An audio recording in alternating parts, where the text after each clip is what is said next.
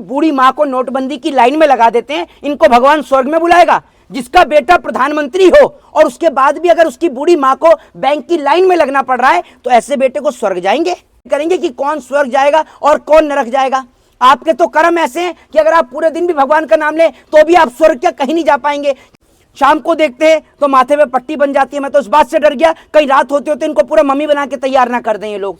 मतलब सदन का मजाक बना के रख दिया इन लोगों ने। नारा लगा रहे हैं, कह रहे हैं कि होम मिनिस्टर माफी मांगे, लेकिन जो है भाजपा कह रही है कोई गलती किया ही नहीं, अपमान तो सब कुछ आप लोगों ने किया है बाबा साहब का। एक बात आप मुझे बताइए, सबसे पहली बात तो ये है कि जय भीम का नारा क्यों ना लगाया जाए, और एक नहीं, 1000 नहीं, 1 करोड़ बार जय भीम का नारा लगाया जाएगा। क्योंकि वो जय भीम का नारा, वो डॉक्टर बाबा साहब भीमराव अंबेडकर का नारा, जिन्होंने देश के प्रत्येक नागरिक को बोलने की आजादी दी, राइट टू स्पीच का अधिकार दिया, राइट टू फ्रीडम का अधिकार दिया, देश के प्रत्येक नागरिक को, हर एक बच्चे को पढ़ने का यानी शिक्षा का अधिकार दिया, अपने धर्म को मानने की आजादी दी। वरना इस देश के लोग तो ऐसे थे कि सिर्फ इस देश में नेताओं के ही बच्चे पढ़ पाते, गरीब का कोई बच्चा पढ़ ही नहीं पाता। और आज अगर इस देश के अंदर अगर एक चाय बेचने वाला प्रधानमंत्री बनता है और अगर एक तड़ीपार व्यक्ति देश का गृह मंत्री बनता है तो ये देन भारत देश के संविधान यानी डॉक्टर बाबा साहब भीमराव अंबेडकर की है। वरना देश के गृह मंत्री कभी भी गृह मंत्री की कुर्सी पर नहीं बैठ पाते। और अमित शाह जी को तो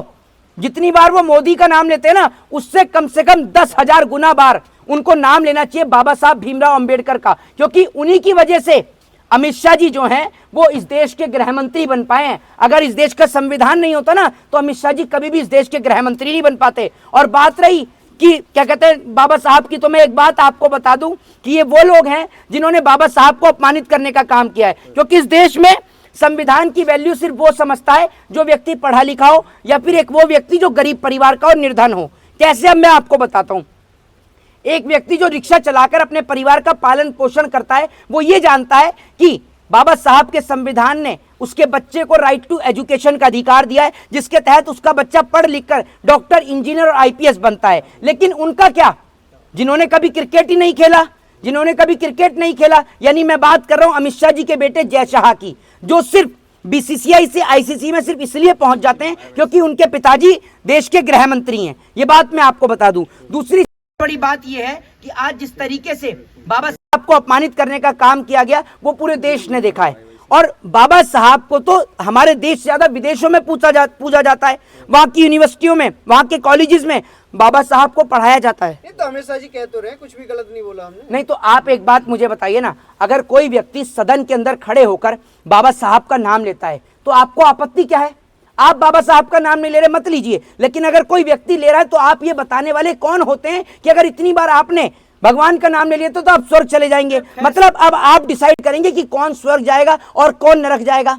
आपके तो कर्म ऐसे हैं कि अगर आप पूरे दिन भी भगवान का नाम लें तो भी आप स्वर्ग क्या कहीं नहीं जा पाएंगे। क्योंकि जो व्यक्ति हमारे ही देश के लोगों को लड़ाने का काम करे उसको तो भगवान भी रखना पसंद नहीं करते। तो फैशन आप लोग बना लिए ना सर। क्या भाई साहब, हमारा तो फैशन, सुन लीजिए, हमारा तो फैशन और प्रोफेशन दोनों है।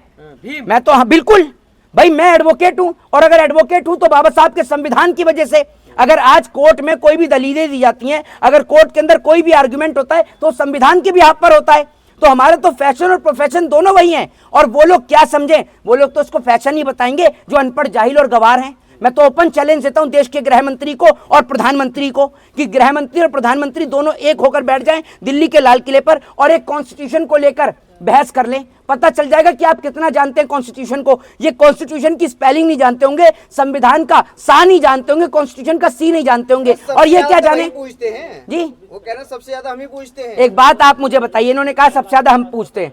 एक बात आप मुझे बताइए, बाबा साहब भीमराव अंबेडकर ने और सरदार पटेल दोनों ने विरोध किया था हिंदू राष्ट्र का।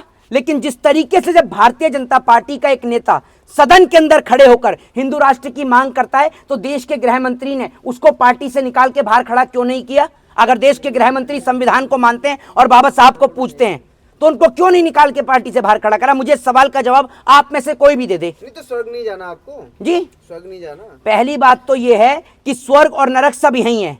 ये लोग ऐसे लोग हैं जो अपनी बूढ़ी माँ को नोटबंदी की लाइन में लगा देते हैं, इनको भगवान स्वर्ग में बुलाएगा। जिसका बेटा प्रधानमंत्री हो और उसके बाद भी अगर उसकी बूढ़ी माँ को बैंक की लाइन में लगना पड़ रहा है तो ऐसे बेटे को स्वर्ग जाएंगे। आप मुझे सवाल का जवाब तो दे दीजिए। भेदभाव और नहीं एक करते व्यक्ति ना वो। सुन तो लीजिए भेदभाव। तो एक बात आप मुझे बताइए, देश के अगर भेदभाव नहीं करते तो प्रधानमंत्री को आपने कौन सी लाइन में लगा देखा है? आप मुझे बताइए। या और भेदभाव आप कह रहे हैं, भेदभाव नहीं करते, कौन से मिनिस्टर, कौन से मेंबर ऑफ पार्लियामेंट के जो क्या कहते हैं उनकी मम्मी या पिताजी, माताजी, पिताजी, कौन आपको लाइन में लगा दिखा? नरेंद्र मोदी ने अपनी बूढ़ी माँ को भी सिर्फ लाइन में इसलिए लगाया ताकि वोट मिल जाए, और किसी कारण से नहीं। बस इतना विरोध क्यों हो रहा है? भाई क्यों नहीं होगा? एक बात आप मुझे बताइए, आप क्या समझते हैं अगर इस देश को जाना जाता है ना विदेश की धरती पे, तो बाबा साहब भीमराव अंबेडकर के नाम से जाना जाता है कि अंबेडकर के देश भारत से ये लोग आए हैं। और आप जाकर तो देखिए वहां की यूनिवर्सिटी में बाबा साहब भीमराव अंबेडकर की बड़ी बड़ी उनकी फोटो लगा रखी है। उनके बारे में पढ़ाया जाता है कि एक व्यक्ति जिसको समाज के अंदर शिक्षा हासिल नहीं करने दी, उसने किस तरीके से आज समाज में शिक्षा हासिल करी और पूरे भारत में नहीं पूरे वर्ल्ड में भारत देश का नाम रोशन करा, भारत देश के तिरंगे की शान को बढ़ाने का काम किया। लेकिन जिस तरह से आप लोग बाबा साहब के नाम लेकर के कहा जा रहा है कि कुछ मुद्दा बचा नहीं है आप लोगों के पास। एक बात आप मुझे बताइए, पूरा देश आपने खोद कर रख दिया, आप कहते हैं कि मुद्दा नहीं है। एक बात आप मुझे बताइए, क्या ये सदन अब सिर्फ इसी मुद्दे के लिए बची है? और मैं ये कहता हूं अगर सदन के अंदर संविधान पर बहस की जा रही है तो इससे अच्छा कुछ है ही नहीं, क्योंकि देश के प्रत्येक नागरिक को अपने फंडामेंटल राइट्स की जानकारी होनी चाहिए। आज एक बात आप मुझे बताइए, अगर आज आपका शोषण किया जाता है तो आप सिर्फ एक चीज बोलते हैं, आप ये बोलते हैं कि मैं आपको कोर्ट में देख लूंगा, ठीक है, आप यही बोलते हैं ना। तो अगर आपको कोर्ट जाने का हक और अधिकार किसने दिया? देश के संविधान ने दिया। अगर आप पत्रकार हैं, अगर मुखर होकर अपनी बात को रखते हैं, एक व्यक्ति से सवाल करते हैं, तो ये अधिकार आपको संविधान ने दिया है। ये मैं आपको बता रहा हूं, संविधान की वजह से तो आप सवाल कर। आस्था है लोगों की जी, भगवान में भी तो लोगों की आस्था एक है। बात आप मुझे बताइए, आप भगवान की बात करें, भगवान को तो इन्होंने व्यापार बना दिया।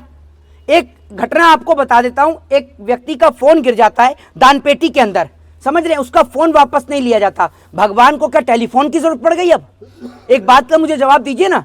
और जिस तरीके से सदन को ड्रामा बना रखा है इन लोगों ने, आपने एक फिल्म देखी होगी, एक नायक फिल्म आई थी, जिस नायक फिल्म के अंदर आपने देखा होगा एक गुंडा स्वामी जो था, जो नकली ड्रामा करके बेड पर लेट जाता था और जो वकील जो उसका एडवोकेट था वो बताता कि इनको हाई ब्लड प्रेशर है और इनको बहुत सारी प्रॉब्लम्स हैं, जिस कारण इनकी एक टांग भी काट दी गई। वही हाल कुछ सदन में हो रहा, प्री प्लान। दोपहर को जब सदन में देखा तो जरा सी चोट थी, शाम को देखते हैं तो माथे पे पट्टी बन जाती है। मैं तो इस बात से डर गया कहीं रात होते होते इनको पूरा मम्मी बना के तैयार ना कर दें ये लोग। मतलब सदन का मजाक बना के रख दिया इन लोगों ने। दूसरी बात यह है कि आपने कहा अरे आपसी झड़प में किसी की इतनी तबीयत खराब हो जाती है कि उसको आईसीयू में भर्ती कर देंगे, बताइए ना आप मुझे। दूसरी सबसे बड़ी बात आप ये देखिए, डॉक्टर्स जो फोटो क्लिक करवा रहे हैं, डॉक्टर भी हंस रहे हैं। मतलब सदन को मजाक बनाकर रख दिया है। तो राहुल गांधी पे एफआईआर भी तो हो चुकी है।